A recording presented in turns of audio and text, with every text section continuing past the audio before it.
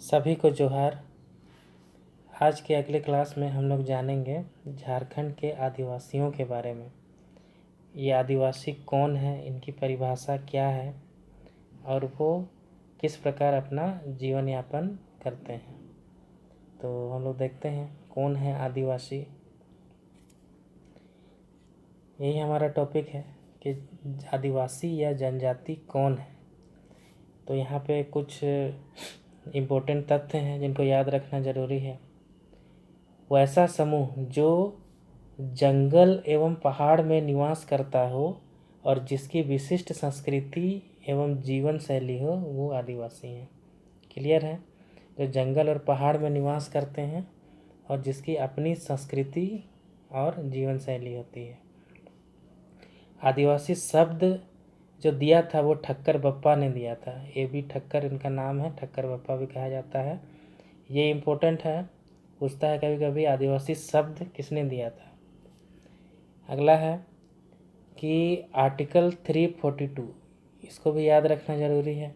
राष्ट्रपति राज्यपाल की सलाह से किसी जाति को अनुसूचित जनजाति के रूप में अनुसूचित कर सकता है या हटा सकता है।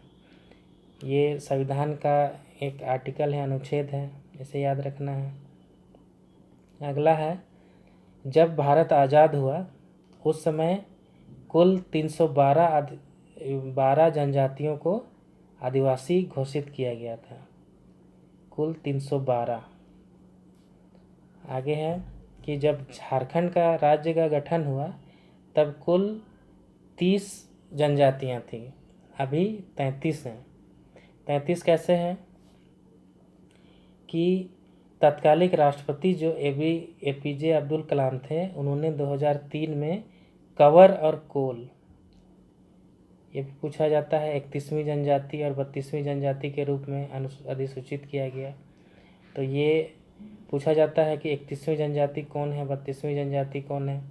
और ये इम्पोर्टेंट होने वाला है इस बार के एग्ज़ाम के लिए कि 2022 में 33वीं जनजाति के रूप में पुरान को घोषित किया गया है, अधिसूचित किया गया है, 33वीं जनजाति। तो अभी झारखंड में कुल कितने जनजाति हुए? 33 जनजाति।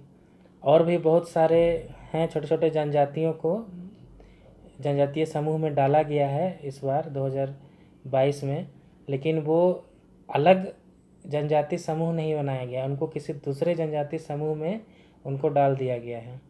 लेकिन ये इम्पोर्टेंट है कि पुरान को एक 33वीं जनजाति के रूप में अधिसूचित किया गया है। ठीक है, नेक्स्ट हम लोग देखते हैं कुछ परिभाषाओं के बारे में। कुछ परिभाषाएं हैं जो कि जनजातियों के लिए कहा गया है। ये कभी कभी पूछा जाता है कि किसने जनजातियों को क्या क्या कहा है।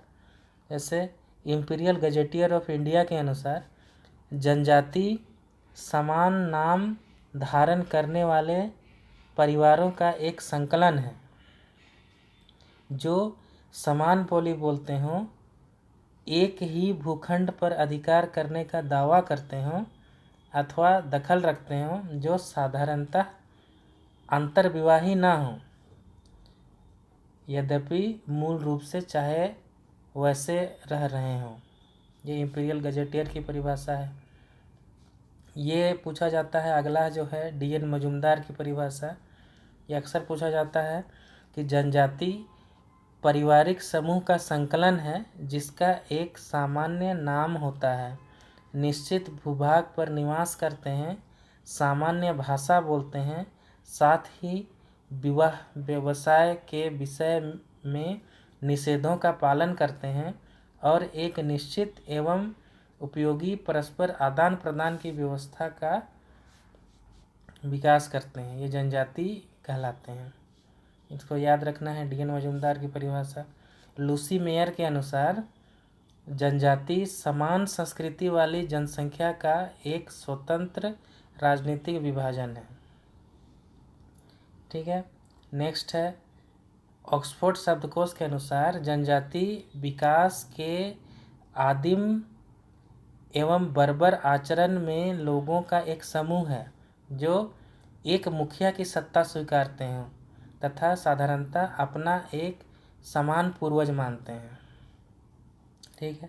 नेक्स्ट है रॉल्फ लिल्टन के अनुसार सरलतम रूप में जनजाति ऐसी टोलियों का एक समूह है जिसका एक सानिध्य वाले भूखंड एवं भूखंडों पर अधिकार हो और जो एकता की भावना, संस्कृति में गहन समानता, निरंतर संपर्क तथा कतिपय सामुदायिक हितों में समानता से उत्पन्न हुई हो। ये रॉल्फ लिंटन की परिभाषा हो गई। GW हटिंगफोर्ड ये जो हैं इनकी अलग परिभाषा है।